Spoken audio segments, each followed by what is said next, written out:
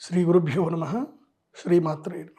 అందరూ అడుగుతున్న ప్రశ్న, యుద్ధం ఎప్పుడు ఆగిపోతుంది, అసలు యుద్ధం వల్ల ఏం జరగబోతున్నాయి, సో యుద్ధం వల్ల మేము ఎట్లా లాభం పొందాలి, బంగారం ఎప్పుడు కొనాలి, వెండి ధర ఎప్పుడు పెరుగుతుంది, బంగారం ఎప్పుడు పెరుగుతుంది, సో కొత్తగా కొనాలనుకునే వాళ్ళు బంగారం ఎప్పుడు పెరుగుతుందని అడుగుతుంది, ఎప్పుడు తగ్గుతుందని అడుగుతున్నారు.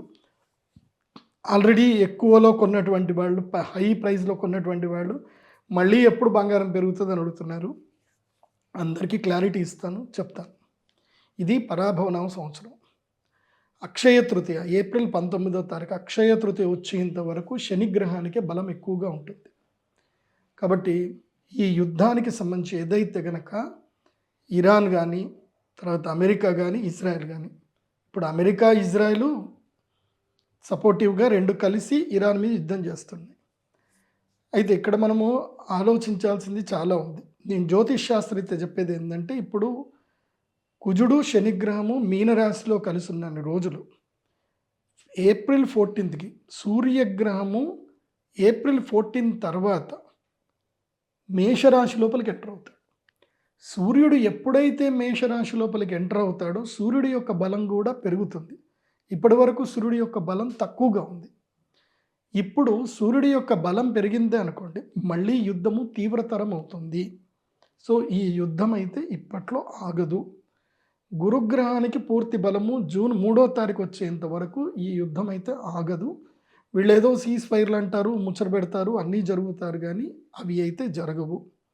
ముఖ్యంగా ఏంటంటే పెట్రో డాలర్ డీల్కి వీళ్ళు ఇక చేసేద్దాము, దాన్ని క్లోజ్ చేద్దామనే ప్రయత్నంలో ఉంటారు, కానీ అది జరగదు. సో రాబోయే కాలంలో ముఖ్యంగా ఏప్రిల్ 19వ తారీఖు లోపల, అక్షయ తృతీయ లోపల ఒకరోజు మంచి ఆపర్చునిటీ వస్తుంది. మళ్ళీ క్రూడ్ ఆయిల్ పైకి వెళ్తుంది, గోల్డ్ ప్రైజులు తగ్గుతాయి. అప్పుడు అక్షయ తృతీయకి సంబంధించి ఎవరైనా బంగారం కొనుక్కోవాలనుకుంటే కొనుక్కోవచ్చు. కానీ అక్షయ తృతీయ తర్వాత మాత్రం బంగారం కొనడము కష్టతరం అవుతుంది. బంగారం ధర 1,50,000 పైనే ట్రేడ్ అవుతుంది తప్ప తక్కువైతే ట్రేడ్ అయ్యే అవకాశాలు అక్షయ తృతీయ తర్వాత అయితే కనబడవు. జూన్ 3వ తారీఖు తర్వాత కూడా ఇంకా 1,60,000, 70,000 వరకు వెళ్తుంది. సో ఏదైనా ఈ సంవత్సరం అంతా కూడా బంగారము 1,50,000 నుంచి 1,80,000 మధ్యన బంగారము ట్రేడ్ అవుతూనే ఉంటుంది. కాకపోతే వచ్చే సంవత్సరం అక్షయ తృతీయకి వచ్చేసరికి బంగారం ధర 1,80,000 నుంచి 2,00,000 మార్కు లోపల వచ్చే సంవత్సరం అక్షయ తృతీయ వరకు బంగారం ధరలు ఉండేటువంటి అవకాశం ఉంటుంది.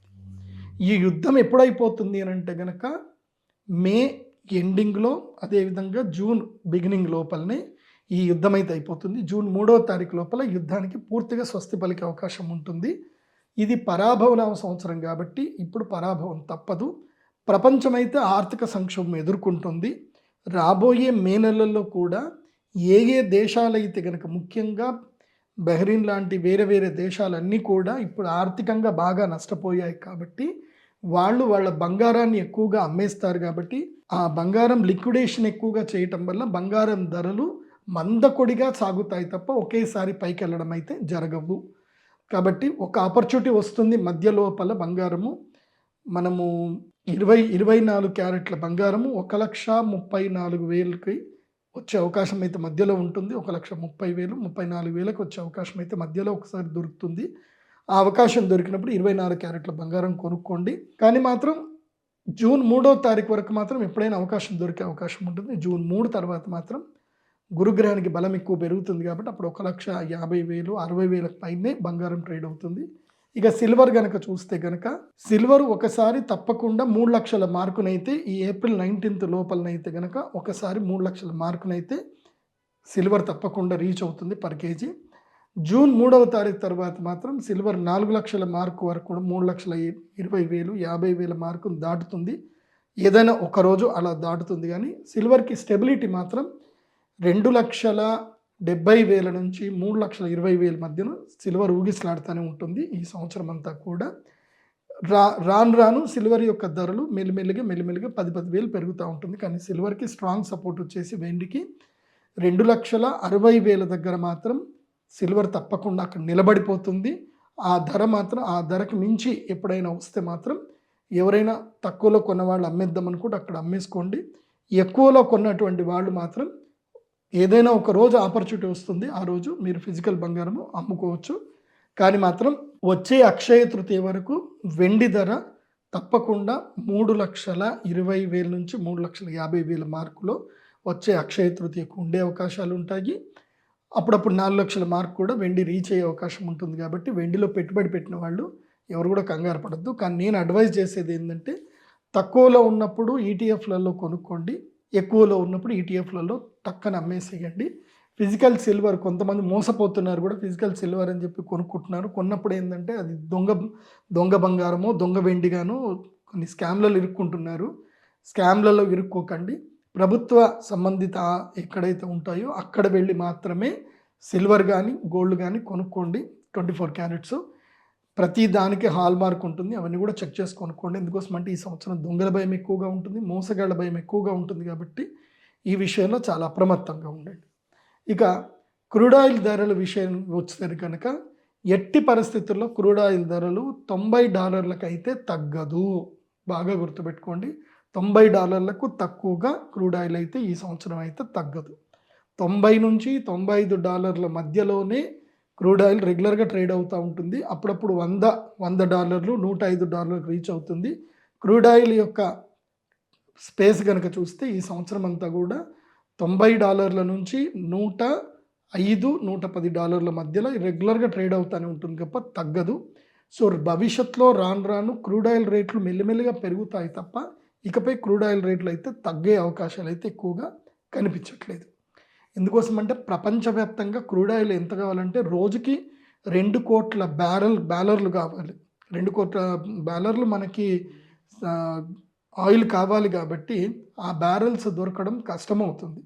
సో రాను ఏమైతే కనుక సిల్వరు రాను బంగారము, వెండి, ఆయిల్ ఈ 3 జతగా ట్రేడ్ అవుతాయి. బాగా గుర్తుపెట్టుకోండి.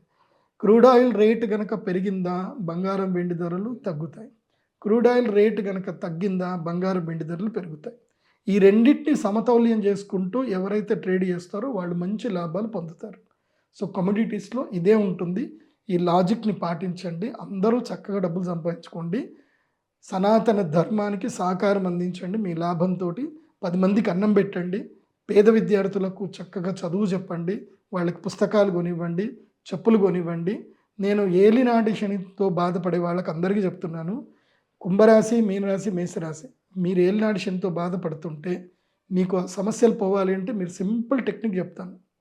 స్కూల్కి వెళ్ళండి. ఎక్కడైనా ప్రభుత్వ స్కూల్స్ కానీ ఎక్కడైనా పేద పిల్లలు స్కూల్కి వెళ్తూ ఉంటే వాళ్ళకి చక్కగా షూస్ కొనివ్వండి, స్కూల్ యూనిఫామ్లు కొనివ్వండి, పుస్తకాలు కొనివ్వండి. ఇదొక్క పని చేయండి. మీకు శని మిమ్మల్ని ఇబ్బంది పెట్టడు. ఇంకా ఎందుకోసమంటే ఆ పిల్లలకి బ్లెస్సింగ్ ఏదైతే ఉందో అది మీకు వచ్చేస్తుంది. నేను ప్రాక్టికల్గా ఇది నేను అనుభవపూర్వకంగా చెప్తున్నాను. ఒకసారి నాకు ఒక పెద్ద సమస్యలో ఉన్నాను. నేను ఆ సమస్యలో డిప్రెషన్లో నేను ట్రావెల్ చేస్తూ ఉంటే నాకు మా గురువుగారు చెప్పిన మాట గుర్తుకొచ్చింది. సో నేను రోడ్లో వెళ్తూ ఉంటే ఆ ఊర్లో స్కూల్ పిల్లలందరూ కూడా సాయంత్రము స్కూల్ అంటే 3 గంటలకు ఆ టైంలో వాళ్ళు స్కూల్ వదిలేసారి వెళ్ళిపోతూ ఉన్నారు. పిల్లలందరూ ఎవరికి చెప్పులు లేవన్నమాట. ఇదేంట్రా ఇట్లా జరిగిందని చెప్పి నేను ఇమ్మీడియట్లీ ఆగి ఆ పిల్లలందరినీ అక్కడనే లక్కీగా దగ్గరలోనే ఒక షూ షాప్ ఉండే ఒక 10 మంది పిల్లలకు అక్కడనే షూస్ కొనిచ్చేసి వాళ్ళకి సాక్సులు కొనిచ్చి వాళ్ళకి పంపించాను. వితిన్ 5 డేస్లో నా ప్రాబ్లానికి సొల్యూషన్ దొరికింది నాకు. సో నేను నష్టపోయే డబ్బు నష్టపోలేదు. నా ప్రాబ్లానికి సొల్యూషన్ దొరికింది. I'm very happy at that time. So నాకు ఆ ట్రావెల్లోనే నాకు సొల్యూషన్ దొరికింది. కాబట్టి మనము ఎవరికైనా బాధల్లో ఉన్న వాళ్ళకి సహకారం చేస్తే, ముఖ్యంగా విద్యార్థులకు, పేద పిల్లలకు వాళ్ళకి మనం సహకారం చేస్తే నేచర్ ఆటోమేటిక్గా మనకి కూడా సహకారం చేస్తుంది. సో ఇది తప్పకుండా అందరూ పాటించండి. సో రాబోయే కాలం లోపల మంచి అభివృద్ధిని పొందుతారు. దేశం కూడా మంచి అభివృద్ధి వైపు వెళుతుంది. ఈ దేశానికి ఉన్న గొప్ప శక్తి ఏంటంటే మనం ఎంత బంగారం కొనే ఎక్కువగా బంగారం కొనే వాళ్ళు ఎవరు అంటే మన భారతదేశం. మనం ఎంత బంగారం కొంటే మన దేశానికి అంత ఆర్థిక బలము. కాబట్టి అందరూ బంగారం కొనుక్కోండి. అక్షయ తృతీయ అందరూ బంగారం కొనుక్కోండి. ఇది ఎక్కడ కూడా పురాణాల్లో, శాస్త్రాలు ఎక్కడ చెప్పలేదు. కానీ నేను లౌకికంగా చెప్తున్నాను. ఎందుకోసమంటే ప్రతి సంవత్సరము నేను మార్కెట్ అబ్జర్వేషన్ చేసింది ఏంటంటే అక్షయ తృతీయ తర్వాత మార్కెట్ పెరుగుతుంది. గోల్డ్ ప్రైజులు పెరుగుతున్నాయి. మళ్ళీ ఎప్పుడైతే ఇయర్ ఎండింగ్కి జూన్, జనవరి, ఫిబ్రవరి ఎండింగ్లో గోల్డ్ ప్రైజులు పడిపోతున్నాయి. సో మార్చ్, ఏప్రిల్ గోల్డ్ ప్రైజులు పడిపోతాయి. సో మే, జూన్, జూలైలో గోల్డ్ ప్రైజులు పెరుగుతున్నాయి. ఇది నేను రెగ్యులర్‌గా ఒక 20 years gold and silver chart pattern observation చేస్తే నాకు అర్థమైంది. కాబట్టి అక్షయ తృతీయకి అందరూ బంగారం కొనుక్కోండి, హ్యాపీగా ఉండండి, సంతోషంగా ఉండండి. అండ్ నేను అక్షయ తృతీయ యాగం చేస్తున్నాను. ఆ యాగానికి అందరు రండి. 100 మందికి మాత్రం అవకాశం ఉంది. సహస్ర కుంభాభిషేకం చేస్తున్నాను. 1000 మందికి కుంభాభిషేకంలో పాల్గొనే అవకాశం ఉంది. కాబట్టి కుంభాభిషేకంలో అయినా 1000 మంది మీరు ఆన్లైన్ ద్వారా అయినా సరే పూజలు చేసుకుంటూ అటెండ్ అవ్వండి. లేదా డైరెక్ట్‌గా అయినా సరే 100 మందికైనా సరే పూజలు యాగం చేసుకోవడానికి అవకాశం ఉంది. ఒకవేళ ఈ యాగం ఇప్పుడు మిస్ అయినా సరే మళ్ళీ అక్టోబర్ లోపల మళ్ళీ ధనత్రయోదశి యాగం ఉంది. ఆ యాగానికి కూడా ఇప్పుడే మీరు ఫ్రీగా బుక్ చేసుకోవచ్చు. సర్వే జన సుఖినో భవంతు. శ్రీమాత్రే నమః.